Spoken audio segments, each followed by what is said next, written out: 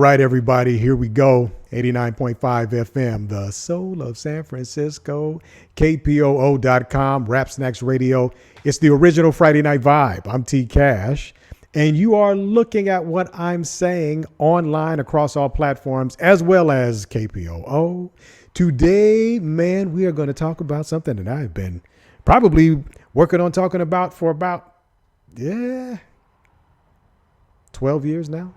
No. Yeah, 12. My bad. 12. I just want to make sure I got it right.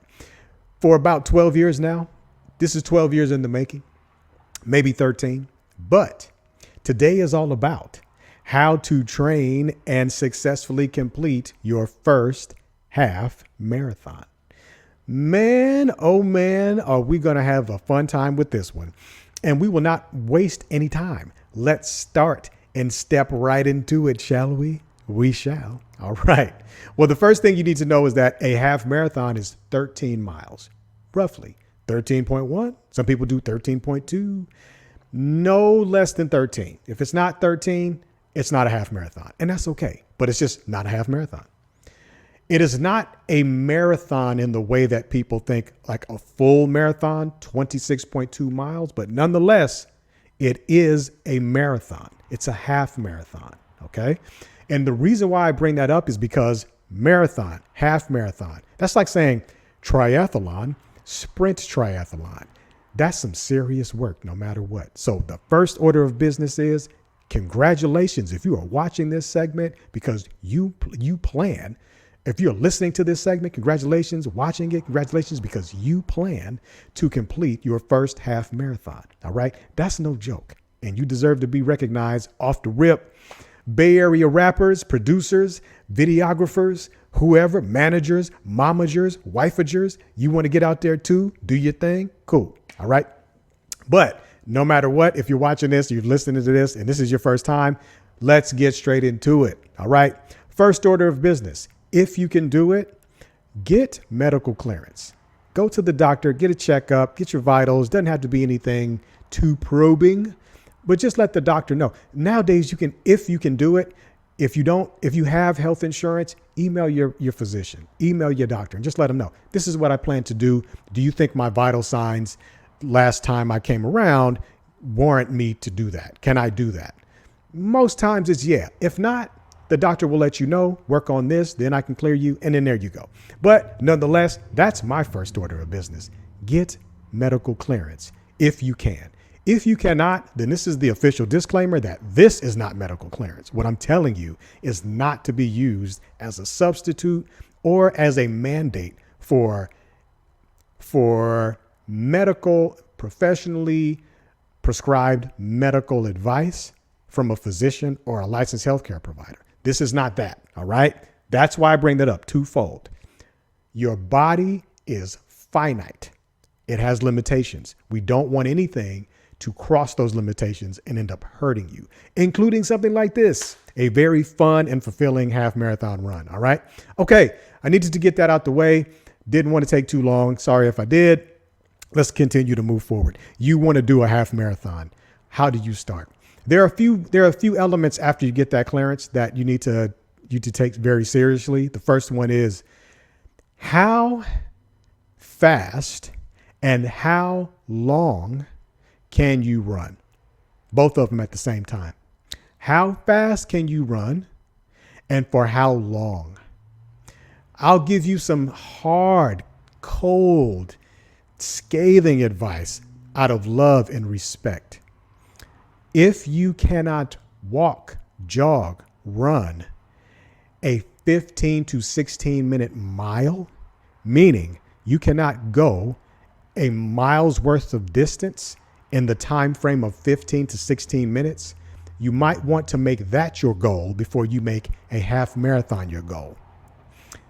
If you can walk, jog, run, preferably jog or run in that 15 to 16 minute mile time frame, then let's move forward from there. So you got the medical clearance or not, and you understand that this is not medical clearance. And you know that, hey, yeah, I got a 15, 16 minute mile down, between jogging and running and walking, and let's do it. Okay. Well, the step after that is very, very easy, but it's critical, but it's easy. You need to find your baseline set of miles in order to get started. What is the baseline set of miles? The baseline set of miles are just that, the miles that you're going to run as the baseline that you set for your training moving forward and increasing over time until you hit 85% of the maximum distance of this half marathon. 85% of 13 is about 10 miles. So your goal, no matter what, should be 10 miles, not 13. And I'll get to that. But in the beginning, your goal should be 10 miles. How do you start? You start by finding that baseline. How do you find that baseline? Here's how. Go out and time yourself and measure yourself, whether it be on your watch or your phone, and say, I'm going to start at 4 o'clock and I am going to walk, jog, run, however I get it done for as long as I can. Measure that. Whatever that is, let's say it's 4 miles. You run 4 miles, 15-minute mile. You got about 60 minutes under your belt. That's your baseline. You're at 4 miles in an hour. So the goal is to increase your mileage and your time. And here's a little hint. If you train and practice being a little bit faster, a little bit, and a little bit quicker, a little bit, that time frame will work itself down. You don't have to do anything. Okay. All right. So how do you train for this? Again, clearance, realization that clearance, disclaimer, and then setting the baseline mileage. After that, you're going to gradually increase your miles over time until you hit that 10-mile maximum. And you want to hit that 10-mile maximum about 3 weeks away from the date of the full half marathon. That sounds hella oxymoronic. The full 13 miles of the half marathon. Because a full marathon is 26 miles. And if I say full marathon, you're like, what the hell? Full? Am I running a full? No, it's a half.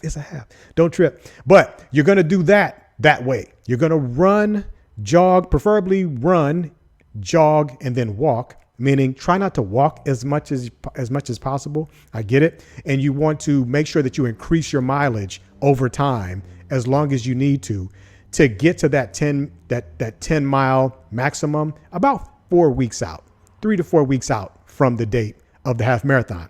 That's not it though. You need to train also in the area of strength. This is probably going to throw people off. Don't just train your legs, train your whole body. Why? Because endurance running is a full body experience. So when you run, you're not just running with your legs, you're running with your shoulders and your arms and your fingers and your ears and your back and your chest. You want everything to be in motion. It is a matter of being strong, not necessarily fast. That is the difference between an endurance race. Well, no, let me say that. That's kind of incorrect. This is what we're running strong. Being strong is not about being fast, because what you're going to do on that day of the half marathon is complete it with the resource of not just speed, but also strength. And that's why I say it's a matter of being strong, not just fast. Unless you're trying to come in first place, don't worry about fast. Don't even worry. Be concerned and focused on improving your strength with your movement over time, i.e. endurance running, the marathon. So that is a shorthand way of training for your first half marathon, successfully completing a half marathon. Before we conclude, 2 more biohacks, and hopefully this could set you up for success. I believe it will, but these are very important, and I would not end this segment without telling you this. All right. The first one is hydrate. When you train, if you got to bring a little water bottle with you, bring it with you. On the day of the half marathon, at these water stops that you'll see along the course of the half marathon, drink water. Don't pound hella cups until your belly pokes out. I'm not saying do that. I'm saying Don't run dry, because that's like a car with no gas in it or no coolant. Dangerous. Don't do that. Don't try to be a superhero. You already are. You're running a half marathon. So that is the first biohack. Number two. These are kind of like 2 and 3 put together, but it's like 2. You know what I mean? Excuse me. When you are on the course on the day of your half marathon, or even training into these last few training miles, 8, 9, 10, anything past 60 minutes, stop and walk for 3 to 5 minutes. And if you can, stretch during that time as well. One more time, stop and walk, stretch if you can for about 3 to 5 minutes after and each 60-minute time frame you come across. So what does that look like? On the day of the half marathon, it could look like a walk break the first hour and the second hour. And when you do this, you're going to walk slowly, but you're also going to stretch, roll your shoulders, stop, maybe twist, get your neck rolls going, calf raises, do what you got to do. And after about 5 minutes, proceed.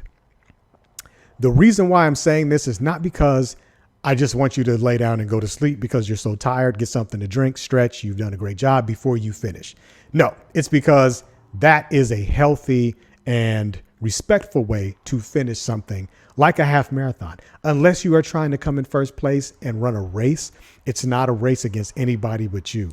And the fact that you trained and completed a half marathon successfully, that is the reward in itself. So enjoy it, because it is an accomplishment to enjoy. It's not some brutal form of punishment that you have to get out the way in order to be alive. You're already alive. You're already doing well. And the half marathon process, training, completing successfully, can be very invigorating if done the right way. I hope that this is part of that right way process for you. 89.5 FM, KPOO.com, KPOO, the soul of San Francisco, Rap Snacks Radio, across the board, hip hop, health, healing, original Friday Night Vibe, T Cash. Until next time, buddy. Peace.